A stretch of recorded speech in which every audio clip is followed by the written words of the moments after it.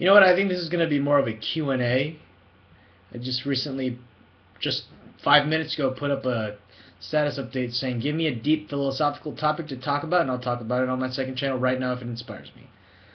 So I guess some of you guys were asking some questions, and I'm just going to answer some of them, okay? Someone wrote, in the grand scheme of life, what really matters? By Angela Lee, thank you. What matters in life? Well, I actually had a TED Talk about this, kind of. And what really matters in life are very basic things. Food. I love food.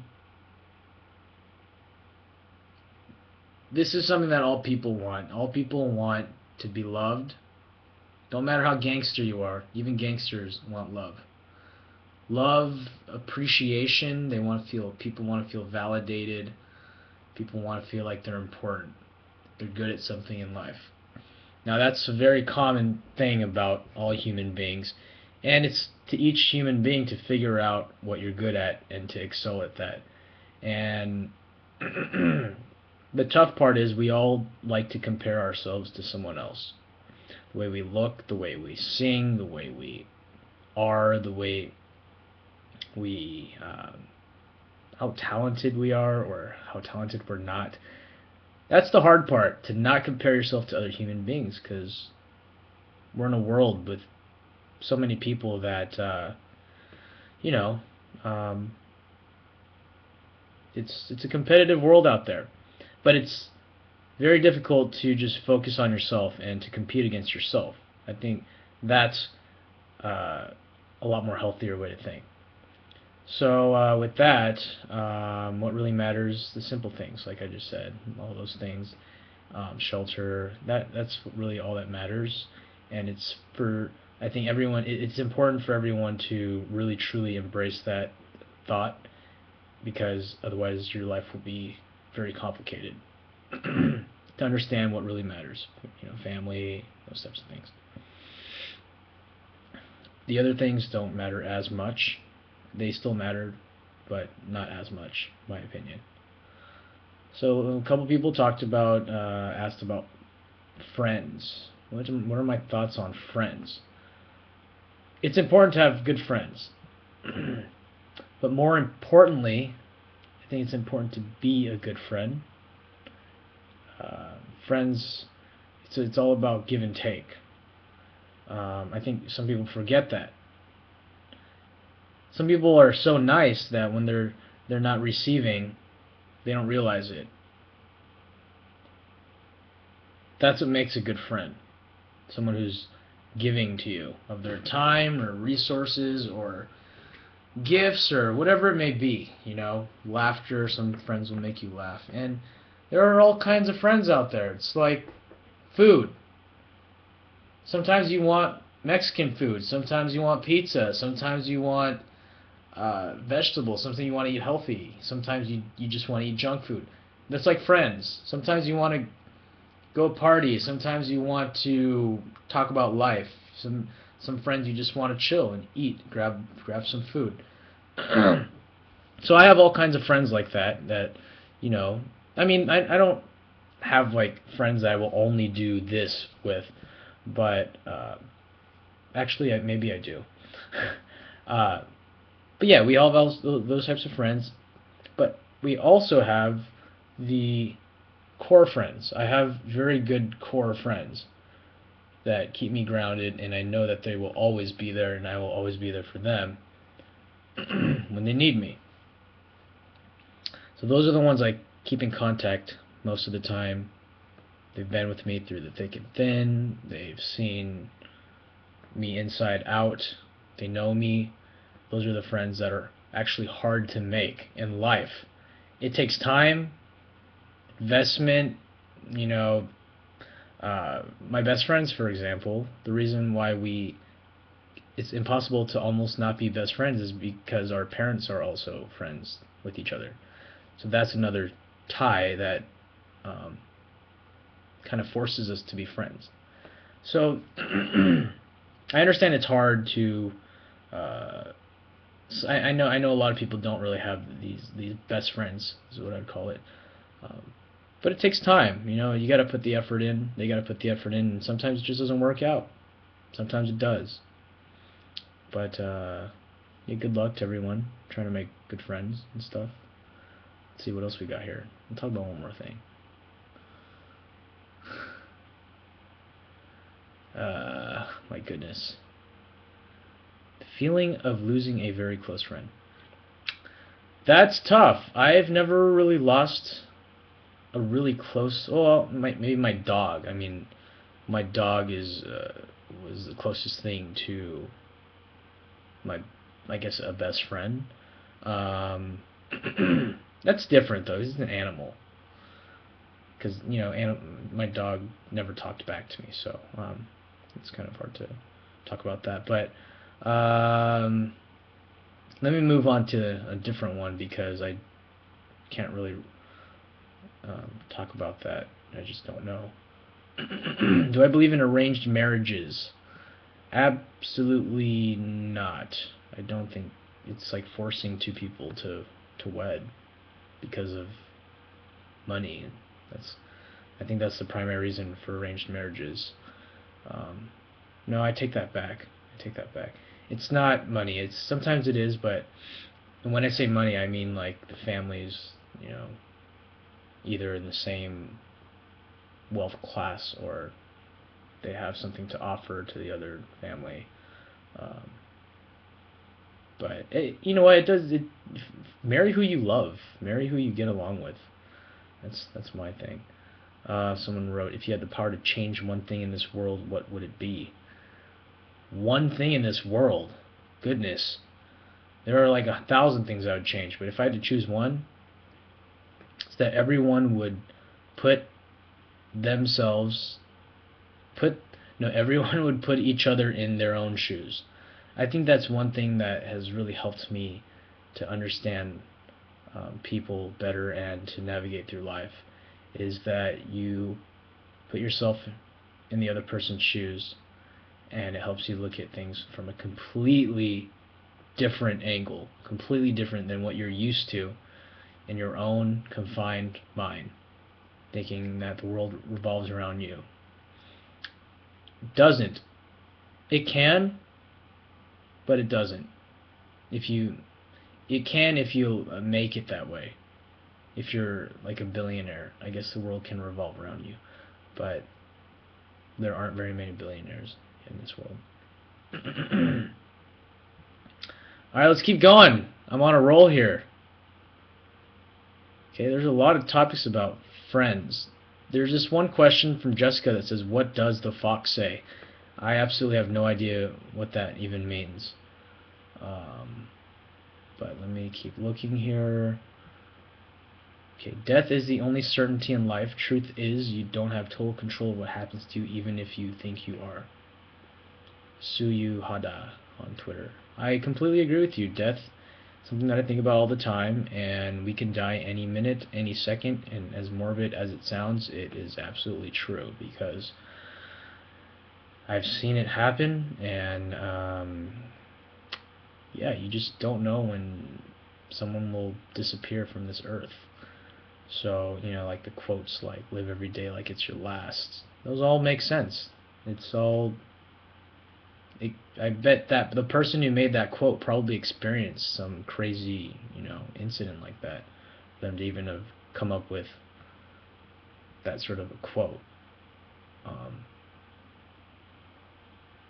Yeah. Let's see what else we got here.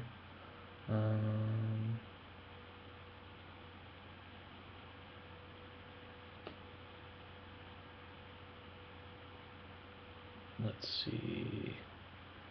Daniel, my friend, he said talk about how smartphones destroys being in the moment and being okay with oneself without checking their phones when they are alone. To rephrase, try this. When you're with your friends and they go use the bathroom in a restaurant, don't look at your phone. Try it. It's kind of weird. I've tried it a couple times, and I think most people check their phones because they are self-conscious of what people are thinking about them around them. or they're bored. But I think the first one is the actual reason why. I think we've all forgotten how to be okay with ourselves in the eyes of the public. Truth is, the public, they're not looking at you when you're at the table and your friend leaves and you're by yourself. Truth is, they don't really care. Nobody cares. No. I guess I'm speaking on behalf of myself. Because I would check my phone, because I'd get bored. I'm like, oh, what do I do? I'll look busy, you know. But it's an interesting feeling when you don't look at your phone and you just sit there and you look at your food or you look at the people around you. You realize, yeah, like I said, no one really cares. So yeah, cell phones, good and bad, pros and cons to cell phones entering this world. I do spend a lot of time on the cell phone. I do admit to that. And I don't like it. There was this one vacation I had in Costa Rica where I didn't have any service. None of our friends had service. Very limited Wi-Fi. And I remember most of my trip. I think because of that. Not living in, the internet makes life a lot more enjoyable and memorable, I think. Okay, let's see. What else we got here?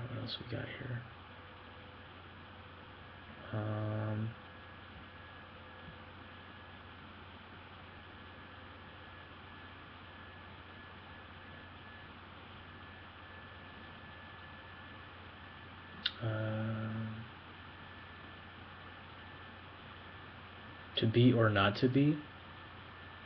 I would say that we should be and not be.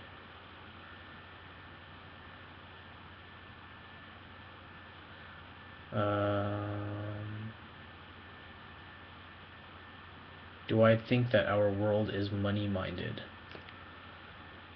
Yeesh, money. The topic of money is crazy. That's a whole nother thing.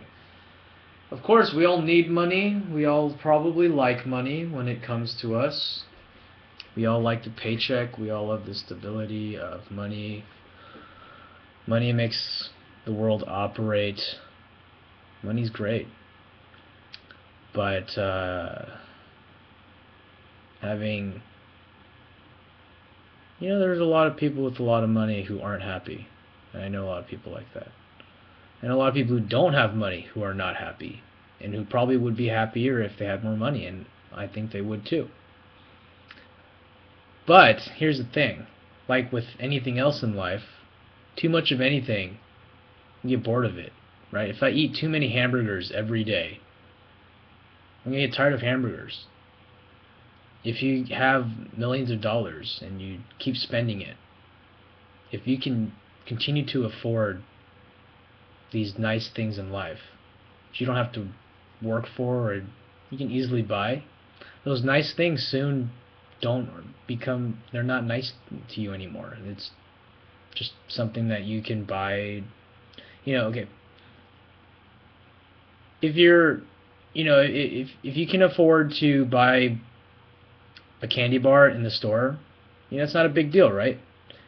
I think if you have a ton of money, buying a Louis Vuitton bag, it's like buying a candy bar to some rich people. So you just lose that luster of life where nothing seems to be nice, or you can't really enjoy it. So I think that's a good way to just imagine what it's like to be extremely wealthy.